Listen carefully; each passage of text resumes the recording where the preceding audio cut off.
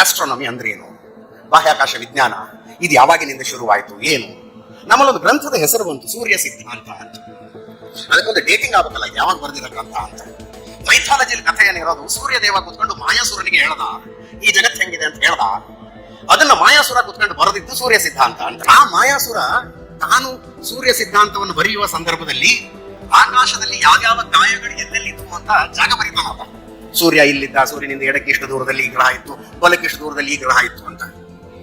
ಈಗ ನಾಸಾದವರು ಒಂದು software ready ಮಾಡಿದ್ದಾರೆ.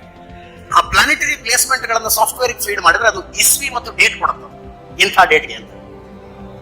ಸೂರ್ಯ ಸಿದ್ಧಾಂತವನ್ನು ಬರೆದ ಮಾಯಾಸುರ ಏನು ಪ್ಲಾನೆಟರಿ ಪ್ಲೇಸ್ಮೆಂಟ್ ಗಳನ್ನ ಹಾಕಿದ್ನಲ್ಲ, ಅದನ್ನ ಫೀಡ್ ಮಾಡಿದ್ರೆ ಕ್ರಿಸ್ತಪೂರ್ವ 7782 ಫೆಬ್ರವರಿ 22ನೇ ತಾರೀಕು ಅಂತ ಬರ್ತಾ ಇದೆ.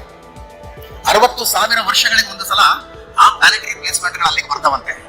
ಆ ಸೂರ್ಯ ಸಿದ್ಧಾಂತದಲ್ಲಿ ಏನಿದೆ ಅಂದ್ರೆ, ಭೂಮಿಯ ಸುತ್ತಳತೆ ಎಷ್ಟಿದೆ, ಭೂಮಿಯಿಂದ ಸೂರ್ಯನಿಗೆ ಎಷ್ಟು ದೂರ, ಸೂರ್ಯನ ಸುತ್ತಳತೆ ಎಷ್ಟು, ಜೊತೆಗೆ ನಮ್ಮ ಸೌರಮಂಡಲದಲ್ಲಿರುವ ಗ್ರಹಗಳು ಸೂರ್ಯನಿಂದ ಎಷ್ಟೆಷ್ಟು ದೂರದಲ್ಲಿದ್ದಾವೆ, ಅವು ಸೂರ್ಯನನ್ನು ಸುತ್ತುವುದಕ್ಕೆ ತೆಗೆದುಕೊಳ್ಳುವ ಅವಧಿಗಳು ಎಷ್ಟು, ಭೂಮಿ ಎಷ್ಟು ಕಾಲ ತೆಗೆದುಕೊಳ್ಳುತ್ತೆ, 364.24 ದಿನಗಳು ಅಂತ ಸೂರ್ಯ ಸಿದ್ಧಾಂತದಲ್ಲಿ ಬರುವುದು.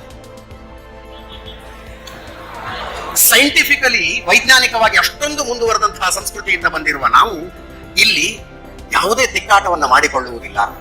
ವಿಜ್ಞಾನ ಮತ್ತು ಧರ್ಮಕ್ಕೆ ವ್ಯತ್ಯಾಸ ಇಲ್ಲ.